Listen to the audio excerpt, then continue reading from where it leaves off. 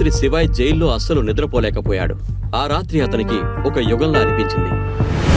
నీ భర్త పనికి మాలినవాడు, నేను కాదు. నీకెంత డబ్బు కావాలి?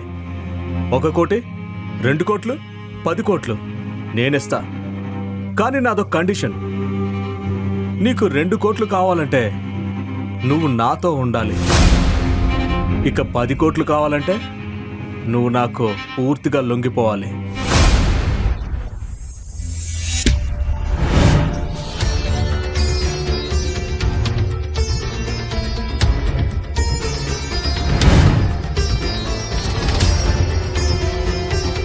You are all mad. Get him out.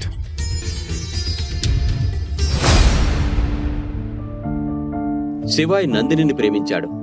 ఆమె అతని చిన్ననాటి ప్రేమికురాలు. వారికి పెళ్ళై 3 సంవత్సరాలైంది. కానీ తను ఒక నార్మల్ పర్సన్ కావడంతో నందిని అతన్ని విపరీతంగా హేట్ చేసింది. ఈ పెళ్లి ఆమె తాతయ్య తనకు ఇష్టం లేకుండా చేశాడు. ఆమెకు ఎప్పుడూ ఒక రిచ్ భర్త కావాలి. శివాయ్ ఆమెకు ఎప్పుడూ లగ్జరీ లైఫ్ను ఇవ్వలేదు. నందిని కూడా అతన్ని ఎప్పుడూ భర్తగా యాక్సెప్ట్ చేయలేదు. కానీ శివాయ్ ఎప్పుడూ హోప్ని వదులుకోలేదు. తన ప్రేమను ఎప్పటికైనా యాక్సెప్ట్ చేస్తుందనే ఆశతో ప్రతివారం ఆమెకు ఒక రోజు ఇచ్చేవాడు.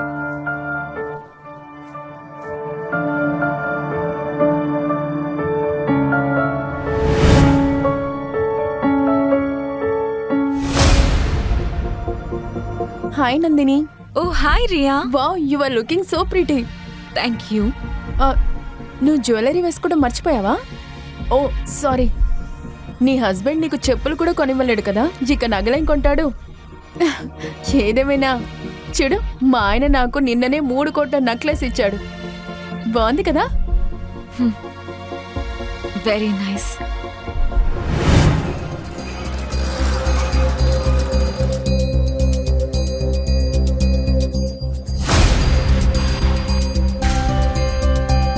మేజర్ శివాయ్, ఫైనల్ గా మిమ్మల్ని కనిపెట్టాము. 3 ఏళ్లుగా మీకోసం పిచ్చి వాళ్ళలా వెతుకుతున్నాం. మాకు మీ అవసరం ఉంది. ప్లీజ్ తిరిగి రండి. ఇది కరెక్ట్ టైం కాదు. ప్రస్తుతం నా వైఫ్ని కాపాడుకోవడం నాకు చాలా ముఖ్యం. ఇప్పుడు వెళ్ళిపోండి.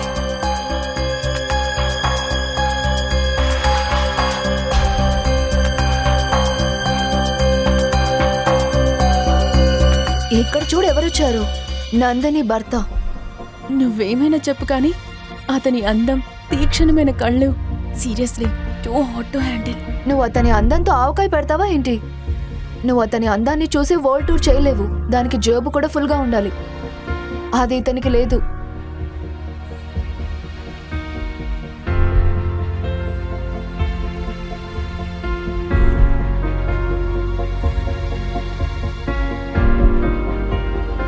నందిని,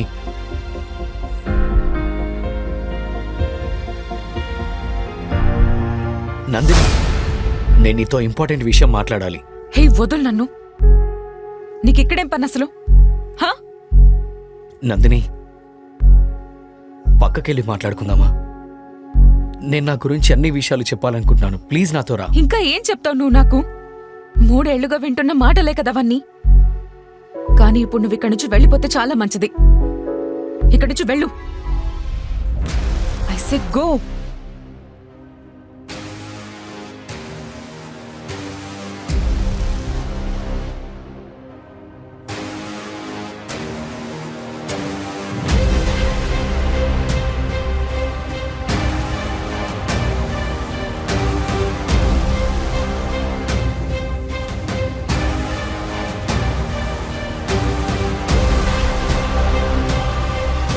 నందిని, నందిని, లాస్ట్ టైం నా మాట విను ప్లీజ్. నేను నీకంతా క్లియర్గా చెప్పాలనుకుంటున్నాను. నేను చెప్పేది అర్థం చేసుకోవడానికి ప్రయత్నించు. ఒక్క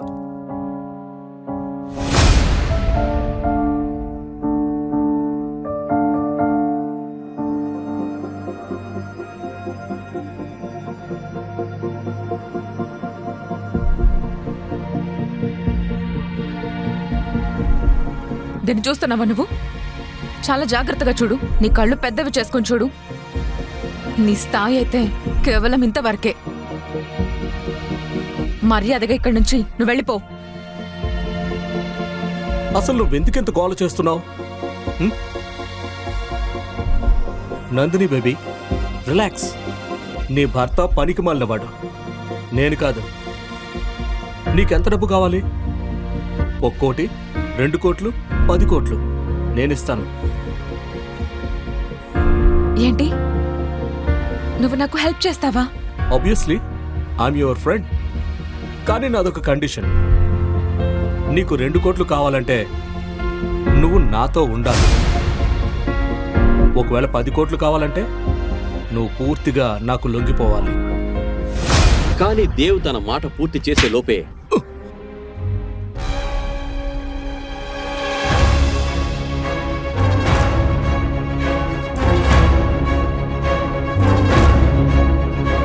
యు స్టూపిడ్!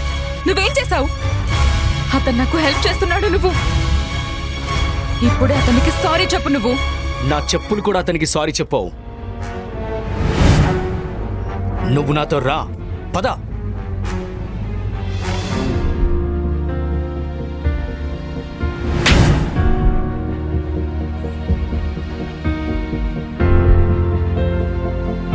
శివాయ్ నందినిని చూస్తూ ఉండిపోయాడు.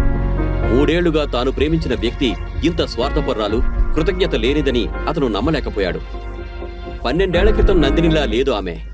అంత అమాయకురాలు, మంచి మనసున్న అమ్మాయి ఎలా ఇంతలా దిగజారిపోయింది? ఇక్కడ శివాయ్ మహేశ్వరి ఎవరో? నేనే శివాయ్.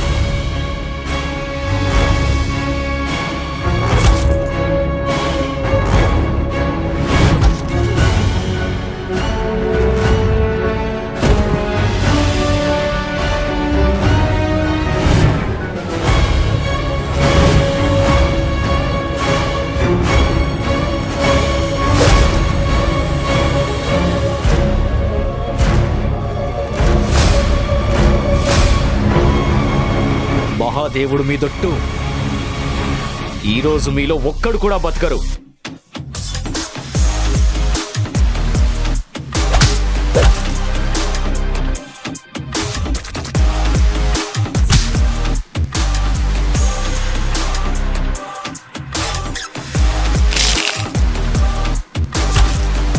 ఒకేసారి అంతమంది బాడీగార్డ్స్ ను కొట్టడం మామూలు విషయం కాదు. అందరూ శివాయ్కు పిచ్చి పట్టిందని అనుకున్నారు. 20 సెకండ్లలో శివాయ్ అందరినీ నేలకేసి కొట్టాడు. అతనికి కూడా కొద్దిగా గాయాలయ్యాయి. కానీ అతను ఉక్కులా నిలబడ్డాడు. ఇంతలో దేవు పిలిచిన పోలీసులు వచ్చారు. నందిని ఏదో చెప్పేలోపే పోలీసులు శివాయ్ని తీసుకెళ్లారు. అతని జీవితం ఈ రోజుతో నాశనం అయిపోయింది. అతని చిన్ననాటి ప్రేమ అతని మనస్సుని, నమ్మకాన్ని, గర్వాన్ని ముక్కలు చేసింది. అతని మనసులో ఒకే ప్రశ్న మెదులుతోంది. అతను పాకిస్తాన్ నుంచి ప్రేమించిన అమ్మాయి ఆమెనా?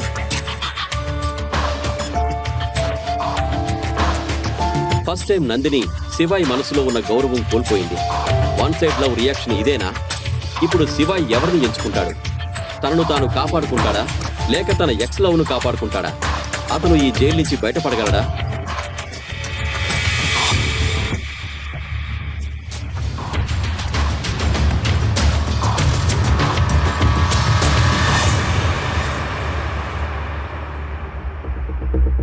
మరోవైపు అర్ధరాత్రి ఇంటికి వెళ్లిన నందిని కోపంతో రేఖ రూమ్ డోర్ ను బలవంతంగా తట్టడం మొదలుపెట్టింది. అమ్మా, అమ్మా తలుపు తీ. నాకు నిద్ర పట్టక చేస్తుంటే నువ్వు ప్రశాంతంగా పడుకున్నావా? ఏంటి బేబీ, అర్ధరాత్రి ఎందుకు ఇలా అరుస్తున్నావు? నువ్వు పార్టీకి వెళ్ళావు కదా, ఎవరైనా ఫైనాన్షియల్ గా హెల్ప్ చేశారా? హెల్ప్ సంగతి పక్కన పెట్టేయ్. నా పనికి మాలిన మొగుడు అందరి ముందు గొడవ చేశాడు. ఇప్పుడు నాకు ఎవరూ హెల్ప్ చేయడం లేదు. అందరూ కూడా మొహం చాటేశారు. నందిని తన తల్లికి క్లబ్ లో జరిగిన ఇన్సిడెంట్ చెబుతుంది. ఇదంతా మీ తాతయ్య వల్లే వచ్చింది. అతను నీకు శివాయ్తో బలవంతంగా పెళ్లి చేశాడు. ఒకవేళ నేను అతన్ని ఆపి ఉంటే గనక ఈ పరిస్థితి వచ్చేది కాదు. చాలు, ఇంకా చాలు. నేను శివాయ్తో ఒకే ఇంట్లో అస్సలు ఉండలేను. నాకు అతని నుండి డివోర్స్ కావాలి. కానీ బేబీ, మనం డివోర్స్ ఎలా ఇస్తాం? ఆ పెద్దయిన కాంట్రాక్ట్ నీకు గుర్తుందా? అందులో స్పష్టంగా రాసుంది, నువ్వు శివాయ్కి డివోర్స్ ఇస్తే బజాజ్ కుటుంబ ఆస్తిలో సగం అతనికి ఇవ్వాల్సి ఉంటుంది. ఇంకా పనికి మాలిన శివాయ్ తన ఖాళీ జేబులు మన డబ్బుతో నింపుకోవాలనుకుంటున్నాడు. లేదమ్మా, ఇదే కరెక్ట్ టైం. నేనేం చేస్తున్నానో నాకు తెలుసు. నువ్వు నన్ను నమ్ము చాలు. ఆ మాటలతో నందిని ఫేస్లో ఒక రకమైన కోపం కనిపించింది.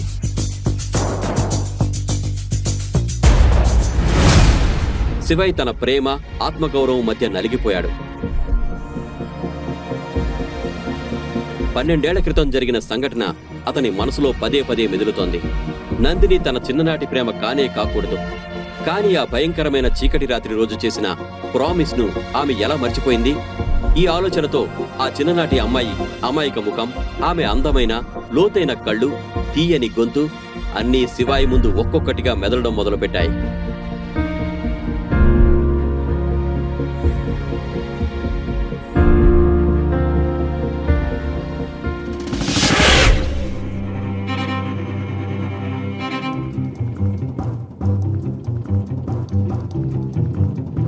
ఒకవేళ నందిని నా చిన్నప్పటి లవ్ అయితే నేను ఆమెను ఎలా వదిలేయగలను? నందిని లేకుండా బ్రతకడం కష్టం, కానీ తను లేకుంటే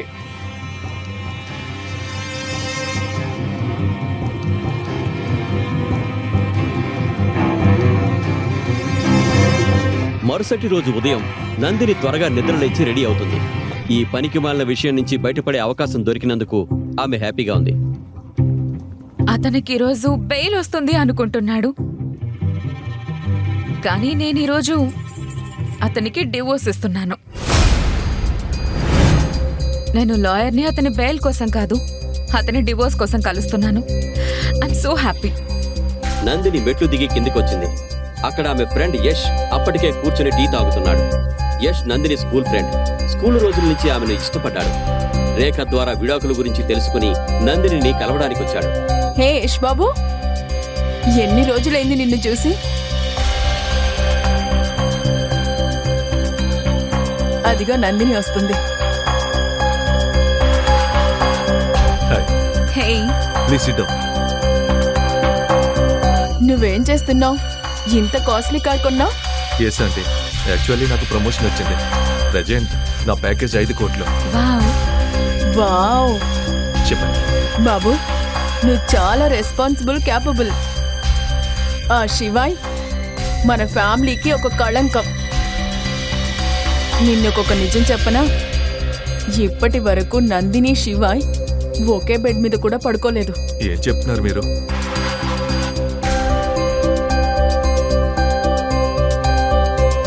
లెట్స్ గో. ష్యూర్. లేట్ అవుతుంది కదా.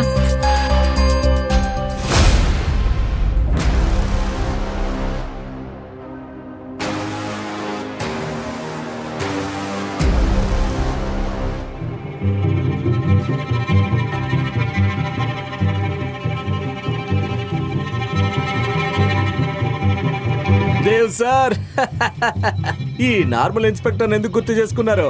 ఇన్స్పెక్టర్ గారు, మీతో ఒక చిన్న పని పడింది. తన అవమానానికి ప్రతీకారం తీర్చుకోవడానికి దేవ్ పోలీస్ స్టేషన్ కు ఫోన్ చేసి శివాయ్కు 3rd డిగ్రీ టార్చర్ ఇవ్వడానికి ఇన్స్పెక్టర్ కు లంచం ఇస్తాడు. ఒక్క నిమిషం పటేల్, ఆ సెల్ నంబర్ 3లో ఉన్న హీరో బట్టలు తీసేయండి. ఈరోజు అతనిలో ఉన్న వేడిని నేను తీసేస్తాను. సరే దేవ్ సార్, పని అయిపోతుంది.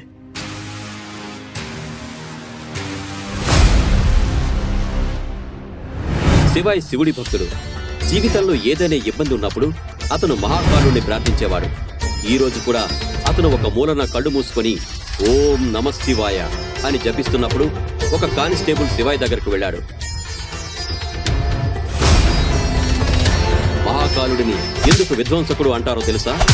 అధర్మం తన హద్దులు దాటినప్పుడు ఆయన తాండవం అన్నిటినీ నాశనం చేసి ఒక కొత్త ప్రారంభాన్ని తెస్తుంది.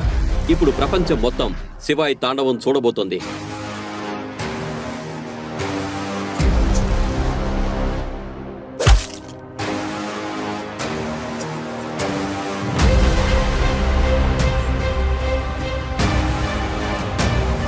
అప్పుడు ఇన్స్పెక్టర్ తో పాటు మరో 2 కానిస్టేబుల్స్ అక్కడికి వచ్చి శివాయ్ను లాఠీలతో కొట్టడం స్టార్ట్ చేశారు.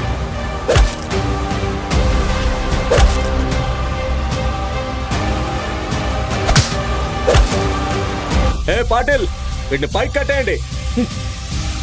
కొద్ది నిమిషాల్లోనే కానిస్టేబుల్స్ అతని చేతులు కాళ్ళు కట్టి జైల్లో వేలాడదీశారు. అతని కండలు తిరిగిన శరీరం ఒక జంతువులా ఉంది.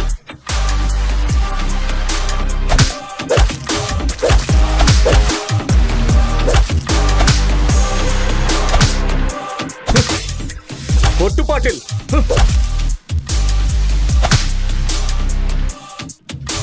ఆ మసక వెలుగులో శివాయి శరీరం నుండి రక్తం కారుతోంది. ఎదురుగా ఉన్న ఇన్స్పెక్టర్ తన బ్యాటుతో కొట్టడానికి సిద్ధంగా ఉన్నాడు.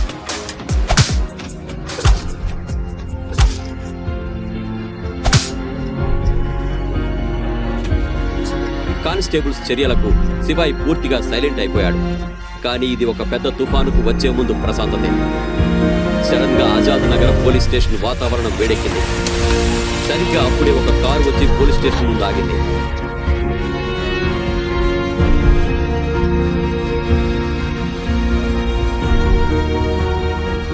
వారిలో ఒక ఆఫీసర్ కెప్టెన్ సర్తాజ్ శివాయ్ను అలా చూసి భయంతో ఇలా అన్నాడు. మీరేం చేశారు? మీకేమైనా పిచ్చా? అతన్ని బయటకు తీసుకురండి. అసలేంటి డ్రామా అంతా? మీరు మా ముందు షో చేయాలనుకుంటున్నారా? శివాయ్ మహేశ్వరి ఎవరో తెలుసా మీకు? 3 ఏళ్ల క్రితం ఈ నగరాన్ని రక్షించిన కమాండర్ అతను. ఒకేసారి 735 మంది ఉగ్రవాదులను చంపిన యోధుడు. అతను ఇండియాలోనే అతిపెద్ద సీక్రెట్ ఏజెన్సీకి అధిపతి. అతను మేజర్ శివాయ్. లిజన్ ఇన్స్పెక్టర్, ఈ విషయం ఎవరికి తెలియకూడదు. ఆ పేరు వినగానే ఇన్స్పెక్టర్ గుండె ఒక్కసారిగా ఆగిపోయింది. హై లెవెల్ ఆఫీసర్ని రాత్రంతా హింసించాడు. ఇప్పుడు అతను చేసిన దానికి పర్యవసానం ఉంటుంది. ఇన్స్పెక్టర్ తన ఉద్యోగం పోతుందేమోనని భయపడ్డాడు. కొద్దిసేపటికే జైలు తాళం తీశారు. శివాయ్ తాడులు విప్పారు. అతన్ని గౌరవంగా బయటకు తీసుకొచ్చి ఒక కుర్చీలో కూర్చోబెట్టారు.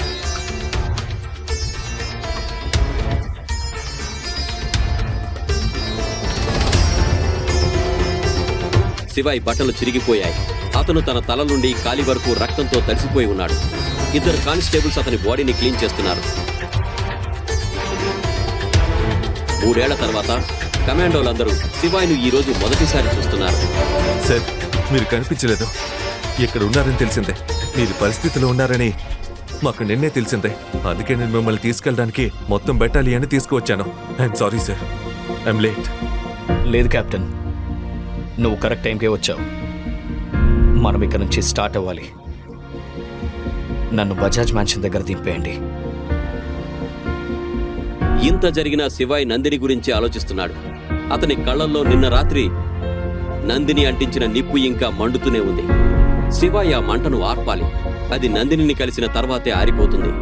శివాయ్ అందరినీ తిరిగి వెళ్లమని ఆర్డర్ వేశాడు. కమాండోస్, వెనక్కి వెళ్ళండి.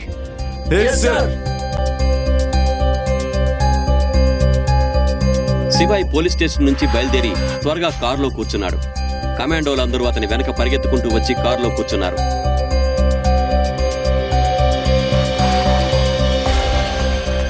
శివాయ్ పక్కన కూర్చున్న కెప్టెన్ సార్తాజ్ ఇలా అడిగాడు.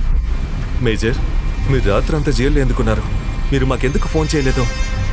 ఆత్మగౌరవాన్ని ఎలా గౌరవించుకోవాలో ఎలా తెలుస్తుంది సార్తాజ్? ఒక రాత్రి అక్కడ ఉండకపోతే నేను ఈ విషయం నేర్చుకునేవాడిని కాదు.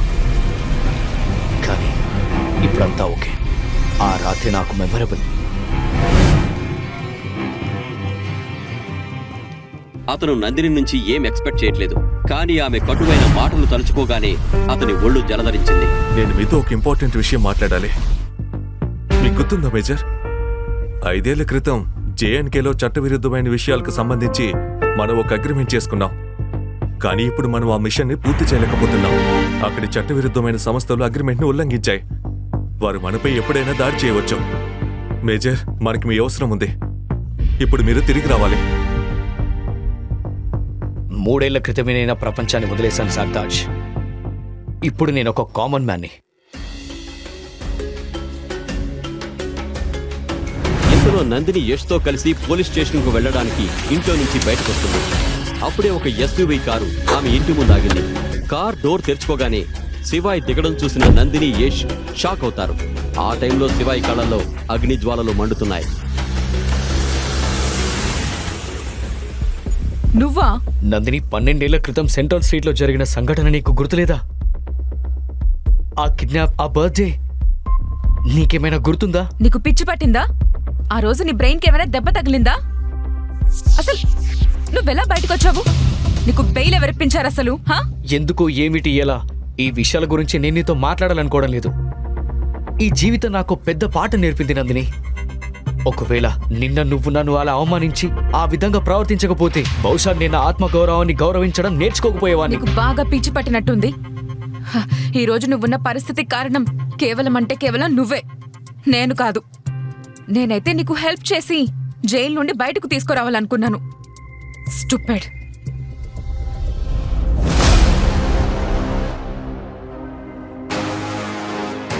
నాకు నీ నుంచి డైవర్స్ కావాలి నందిని. ఎందుకంటే నేను ప్రేమించిన అమ్మాయి నువ్వు కాదు. ఆ మాటలు వినగానే అందరూ షాక్ అయ్యారు. శివాయ్ నందిని నుండి డివోర్స్ కోరుకుంటున్నాడు. నందిని చాలా కోపంగా దూరం జరుగుతూ, ఏమన్నావు నువ్వు నాకు డివోర్స్ ఇస్తావా? నా స్థాయి అయితే నీ స్థాయి కన్నా చాలా ఎక్కువ. నీకు అర్థమైందా? అయినా నువ్వు బయటికి ఎలా వచ్చావు? నీకు బెయిల్ ఎవరిచ్చారు? ఇక్కడి వరకు తీసుకొచ్చి ఇంటి దగ్గర వదిలిపెట్టారంటే వాళ్ళు చాలా మంచివాళ్ళు. ఇతను తప్పకుండా వాళ్ళ కాళ్ళు పట్టుకుని ఉంటాడు, లేకపోతే ఇతను జైలు నుంచి బయటకు రాలేడు. నేను నా ఆత్మ గౌరవాన్ని గౌరవించుకోవడం నేర్చుకున్నానని మీకు తెలీదు. నేను మహాదేవుడి కాంతి కిరణం. ఎస్, ఇది కూడా విను. నన్ను నేను గౌరవించకపోతే ఈ లోకం నన్ను ఎలా గౌరవిస్తుంది? నా ప్రతి శ్వాస, ప్రతి పూజ, నా ప్రతి అడుగు ఒక ఉదాహరణ. ఇప్పుడు మీరు చూస్తూ ఉండండి, చాలా సరదాగా ఉంటుంది. ఇదంతా చెప్పడానికి నువ్వెవరసలు? ఇక్కడున్న వాళ్ళందరికీ తెలుసు నీ స్థాయి ఏంటో అని. పెద్దొచ్చాడండి నాకు నమ్మకం గురించి చెప్పడానికి. ఎస్, నేను నా రెస్పెక్ట్ కోల్పోయాను. నీ ముందు, నీ కుటుంబం ముందు, ఈ మొత్తం సిటీ ముందు కూడా. అది నా తప్పు. కానీ నా ప్రేమ నీకు కనిపించలేదు నందిని. నేను నీ కోసం చిన్న చిన్న ప్రయత్నాలు చేసేవాణ్ణి. నీకు ఏమీ కనిపించలేదు నందిని. జనాలతో మాటలు పడ్డం నాకు సరదా అనుకుంటున్నావా? నేను నిన్ను నిజంగా ప్రేమించాను, కానీ నీకది కనిపించలేదు. నీ తల్లి నీకు చూపించింది నీకు కనిపించింది, ఈ నగరం నీకు చూపించింది నీకు కనిపించింది. నువ్వు నా ప్రేమను ఎప్పటికీ అర్థం చేసుకోలేవు నందిని, ఎప్పటికీ. కానీ మహాకాలుడి మీదొట్టు నన్ను నేను మరింత అవమానపరుచుకోవాలనుకోవడం లేదు. శివాయ్ ఒక్క రోజులోనే చాలా బాధలు పడ్డాడు. అతని మనసులో ఉన్న బాధ అతని గాయాల బాధ కన్నా ఎక్కువగా ఉంది. కానీ ఆ సిగ్గులేని మనుషులు అతని పరిస్థితి గురించి ఆలోచించలేదు. నాకు నీ ప్రేమ ఎప్పుడు కూడా అవసరం లేదు. ఫస్ట్ రోజు నుంచే నువ్వంటే నాకు ఇష్టం లేదు. మా తాతయ్య అయితే నీలో ఏం చూసి బలవంతంగా నా పెళ్లి చేస్తారో తెలియడం లేదు. ఏమన్నావు నువ్వు? చిన్న చిన్న ఎఫర్ట్స్ ఏంటవి? నువ్వు నాకు లాస్ట్ టైం ఇచ్చిన గిఫ్ట్ ఒక డూప్లికేట్ ముత్యాల నెక్లెస్.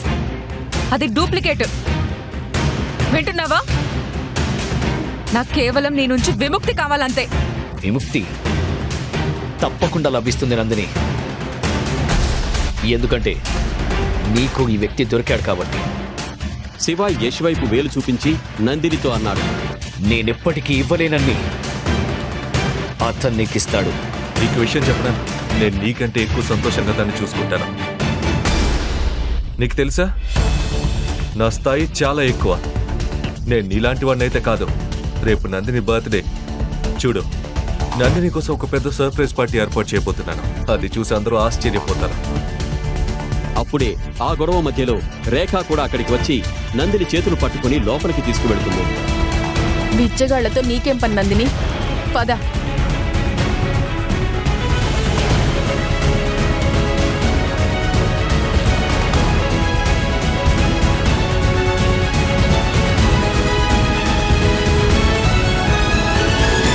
శివ, యష్ ఒకరికొకరు ఎదురుగా నిలబడి ఉన్నారు. యష్ ఒంటరిగా ఉన్నాడని గ్రహించి కంగారు పడి ఏదో ఆలోచించి నందిని గట్టిగా పిలిచి ఇలా అన్నాడు, సరే నందిని, నేను రేపు వస్తాను.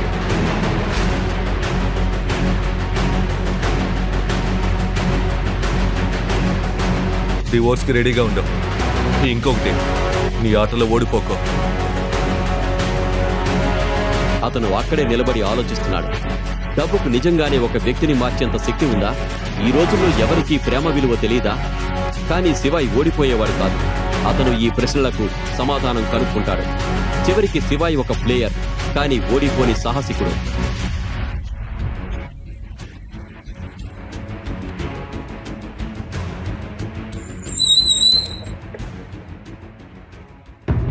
శివాయి తన స్కూటర్ను ఒక ఖాళీ సందులో ఆపాడు. అతను తన స్కూటీ డిక్కీలో నుంచి రూబిక్స్ క్యూబ్ తీసి చల్లని గాలి పీల్చుకుంటూ దాన్ని సాల్వ్ చేయడం స్టార్ట్ చేశాడు.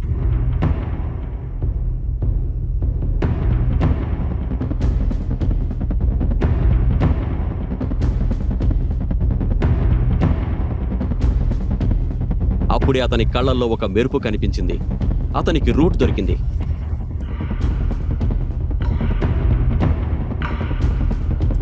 జేబులో నుండి ఫోన్ తీసి ఎవరికో ఫోన్ చేశాడు. అతను ఇండోర్లోని సియాజ్గంజ్లో ఉన్న ఒక 52 అంతస్తుల బిల్డింగ్లో ఉన్న వాళ్లకు కాల్ చేశాడు. అది ప్రపంచంలోని అతిపెద్ద కంపెనీల్లో ఒకటి. దాని పేరు ఇండస్ గ్రూప్. హలో, నేను దినేష్ గారితో మాట్లాడొచ్చా? ఎస్, నేనే మాట్లాడుతున్నాను. శివాయ్ మహేశ్వరి. శివాయ్ పేరు వినగానే అతని కాళ్ల కింద భూమి కంపించింది. అతని నుదుటిపై చెమటలు పట్టాయి. దినేష్ గారు, మీతో ఒక పనుంది. Sure sir. కానీ సార్, ఇన్ని సంవత్సరాలు మీరు ఎక్కడున్నారు? శివాయ్ గొంతులో మార్పు వచ్చింది. అతను ఒక గంభీరమైన గొంతుతో అన్నాడు, దినేష్ గారు, నాకు మీ హెల్ప్ కావాలి. 12 ఏళ్ల క్రితం ఇండోర్లో సెంట్రల్ స్ట్రీట్లో జరిగిన కిడ్నాప్ ఘటనలో ఉన్న అమ్మాయి బజాజ్ కుటుంబానికి చెందిన నందిని బజాజా లేదా వేరే అమ్మాయి అని మీరు కనుక్కొని చెప్పండి. కనుక్కుంటారు కదా? సార్, 12 ఏళ్ల క్రితం జరిగిన సంఘటన గురించి తెలుసుకోవడం కొంచెం కష్టం. కానీ ఒక విషయం తెలుసుకోవచ్చా? అదేంటంటే, మీకు నందిని బజాజ్ గురించి ఎలా తెలుసు? నేను నందిని బజాజ్కి రేపు డివోర్స్ ఇవ్వబోతున్నాను. అండ్ నేను తిరిగి వచ్చానని అందరికీ చెప్పండి. ఈ ప్రశ్నలకు సమాధానాలు తెలుసుకోవాలంటే నెక్స్ట్ ఎపిసోడ్ వినాల్సిందే. క్రింద ఇచ్చిన లింక్ ని క్లిక్ చేసి పాకెట్ ఎఫ్ఎం యాప్ ని ఇన్స్టాల్ చేసుకోండి. Stay tune to pocket FM.